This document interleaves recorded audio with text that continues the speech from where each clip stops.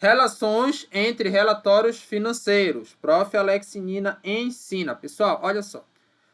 Os relatórios financeiros, eles têm elementos que são mensuráveis. E esses elementos são de posição financeira e de desempenho financeiro. Na posição, nós temos o balanço patrimonial, que diz qual é a situação da empresa naquele exato momento, tá? Num momento dado. Então, você tem o ativo, o passivo e o patrimônio líquido.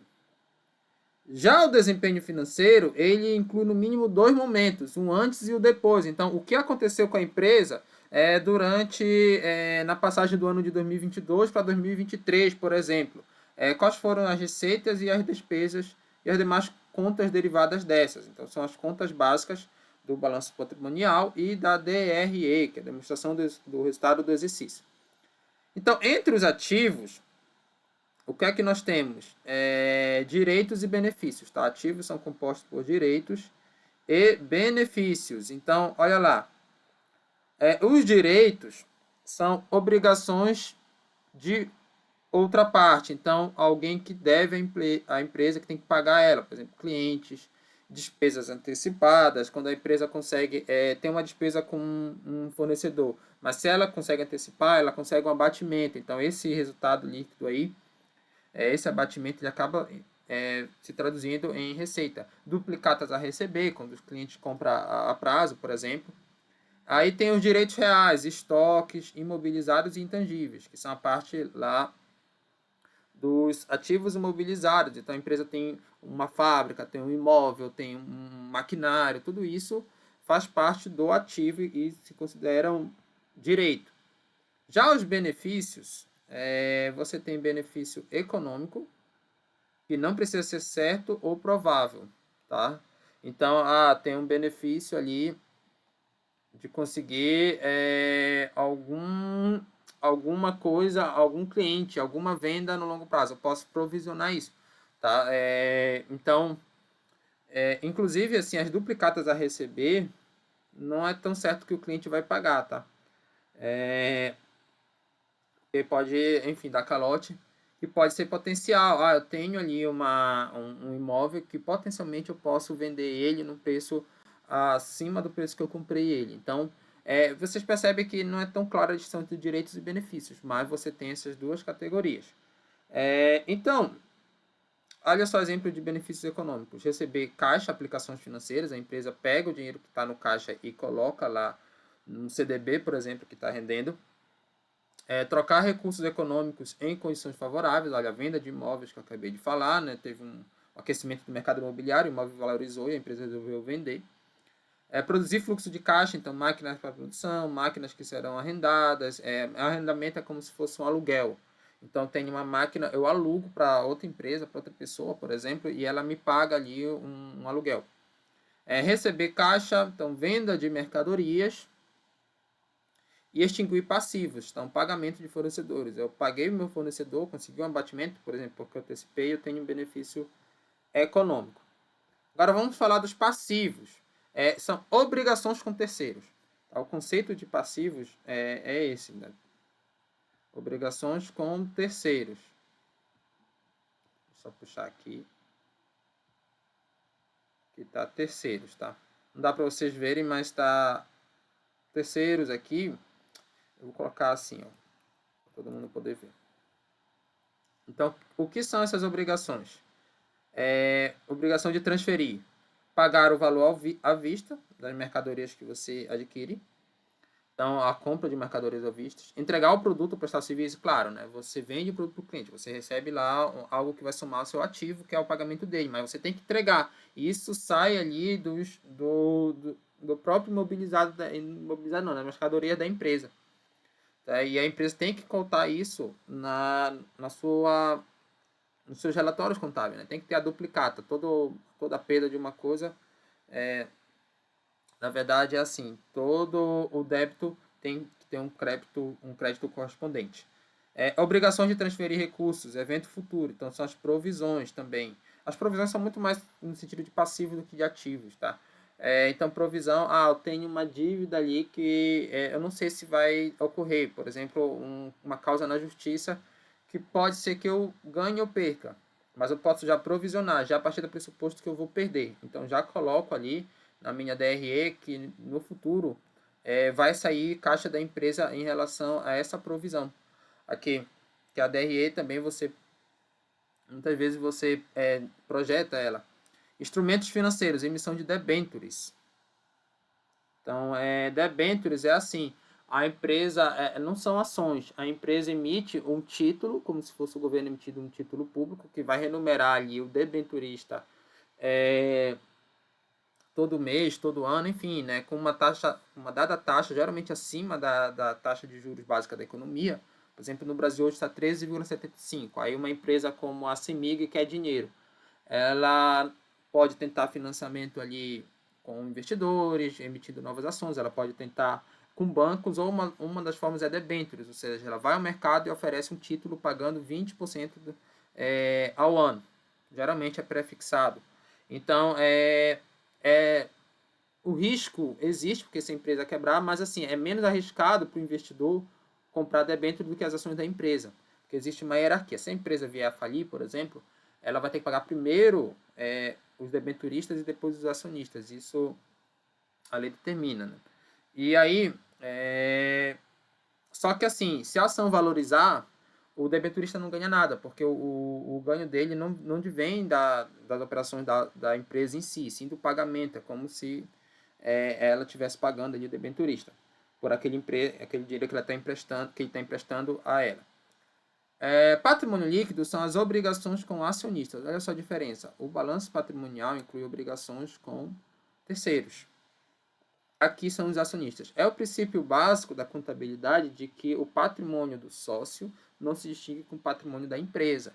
Então, o que o sócio faz? Logo no início da empresa ou em outros momentos, ele coloca capital na empresa. E é como se a empresa contraísse uma dívida com ele. Tá? E como é que a empresa vai pagar essa dívida que ela contraiu? Principalmente com a distribuição de proventos. E os proventos eles vêm do patrimônio líquido. Então, são 3 tipos principais de proventos, que são os dividendos, que quando acontece toda a DRE, lá no final, após o lucro líquido, você pega parte do lucro líquido e distribui aos acionistas, e isso diminui do patrimônio líquido da empresa. Os juros sobre capital próprio, eles também são pagados aos acionistas, mas eles advêm não do lucro líquido, e sim do resultado operacional ali. Então, na DRE, ele vem antes ali do lucro líquido. E as bonificações acontecem quando a empresa emite novas ações. Ao invés da empresa pagar em dinheiro, a empresa ela emite novas ações e meio que a pessoa ganha ações da empresa. Tá? Então, ela paga meio que dessa forma. E aí também tem uma forma de você ganhar dinheiro quando você é acionista, que é o ganho de capital. E por que isso aqui não está como uma obrigação? Ganho de capital é quando você compra uma ação em um determinado valor e você vende ela mais cara. Então você tem esse ganho com a valorização da ação. Isso não necessariamente é uma obrigação da empresa, porque ela não tem uma obrigação de se valorizar para você ter esse ganho. Tá? Então, até mesmo os proventos são decididos em assembleia. Geralmente a empresa tem um estatuto e diz assim, vou distribuir 25% em proventos. Então, por que eu coloquei obrigações em aspas aqui? Porque quando ela define isso no estatuto, ela é obrigada a distribuir 25% do lucro líquido em proventos. No caso, em dividendos, no caso, né? Que é o provento que vem do lucro líquido. Só que ela pode não colocar isso no estatuto. Geralmente empresas que estão ali com problemas financeiros ou que têm uma estratégia de mercado mais arriscada, ou seja, que pega todo o lucro dela e reinveste nela mesma, isso é considerado arriscado, tá?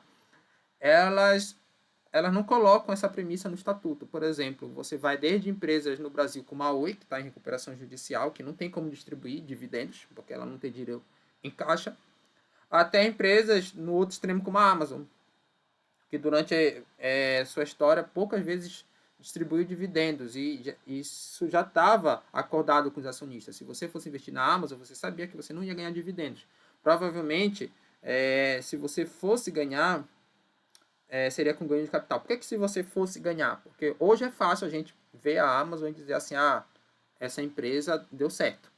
Mas logo quando ela surgiu ali, na verdade na década de 90, que tinham várias empresas, a Amazon um pouco mais antiga, mas assim, várias empresas no online, a Amazon já se posicionava dessa forma, não dá para você dizer com certeza qual delas ia se destacar. tá? Então, meio que foi eu não gosto do termo aposta, tá? Porque o mercado financeiro não é isso. Mas meio que foi, assim, uma escolha que o acionista fez com aquela empresa sabendo dos riscos delas. Ela poderia pegar o dinheiro do caixa, investir nela mesma e os projetos não darem certo. E a ação, em vez de se valorizar, ia se desvalorizar, como aconteceu com a maioria das empresas de internet e de tecnologia em geral, ali no início dos anos 2000, quando foi a bolha das .coms, tá? Então tem essa diferença. E vamos para as receitas. Agora a gente está falando da DRE, tá? Nas receitas, nós podemos ter o aumento, a redução. O aumento de receitas, perdão, eles aumentam o ativo. Tá? Essa aqui é a parte de relação da DRE com o balanço patrimonial. Quando aumenta a receita, aumenta o ativo. Então, eu vendi um produto e ali é aquilo que vai aumentar a minha receita de vendas e isso vai para o ativo. Quando eu reduzo a receita, isso vai para o passivo. Então, eu fiz uma promoção, eu queria vender meu produto no preço X e eu vendi no preço Y. Esse desconto de vendas, ele reduz a receita, porque você tem a receita bruta e a receita líquida. Então, a bruta, ok, é aquela que você esperava, mas a líquida você deduz desses descontos. E isso aqui, esse desconto vai para o passivo.